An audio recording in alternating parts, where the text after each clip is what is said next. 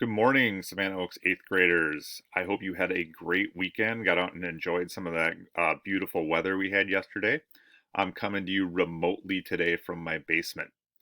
So, we've been looking at the Civil War recently, and we've spent already 2 weeks looking at various topics related to the Civil War. And it's really become clear to me that as we're now entering May this week, it's going to be really tough for us to cover a lot of the important information that's involved. So we're going to do something a little bit different here, and I'm going to have you guys each research various parts of the Civil War. So today you have 3 steps in order to complete your lesson. The first is you're going to see a link that's going to take you to an Edpuzzle. So this Edpuzzle Civil War Crash Course is going to take you over um, some of the reasons for the war again. It's also going to take you over some of the advantages the North had over the South, and talk to you about some of the reasons for fighting as well. So complete that crash course. There's 10 questions throughout it.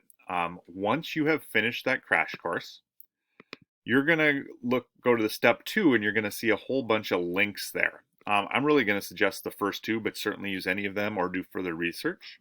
What I want you to do is to find an individual or an event that you think had a significant impact on the Civil War. So again, an individual or an event that had a significant impact on the Civil War. So if you click on some of these links, you're going to see timelines, you're going to see lists of individuals that were significant during this time. So as you can see here, you could look at politicians, military, spies, activists. If you click in here, you're going to get a little bit of background on some various individuals. So as I'm waiting for this to load, I guess that one's not going to work for me this morning. Let's try politicians.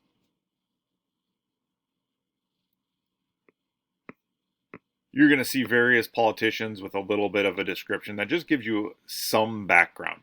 You are going to be diving much deeper into the individual you choose. So look carefully at them, find somebody that you're interested in learning about, or again, it could be an event. So maybe you're looking at one of the battles from the Civil War and finding a battle that you thought was very interesting, or a speech that was really important in the Civil War. So you're going to find, again, an event or an individual that you think was really important in the Civil War.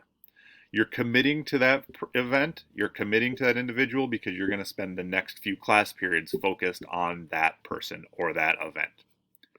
Once you've chosen your person, you're going to click on the Google form here, and you are going to go to the Civil War Research Project form, and all you're doing in this form is you are telling me who that individual is and why you are choosing them.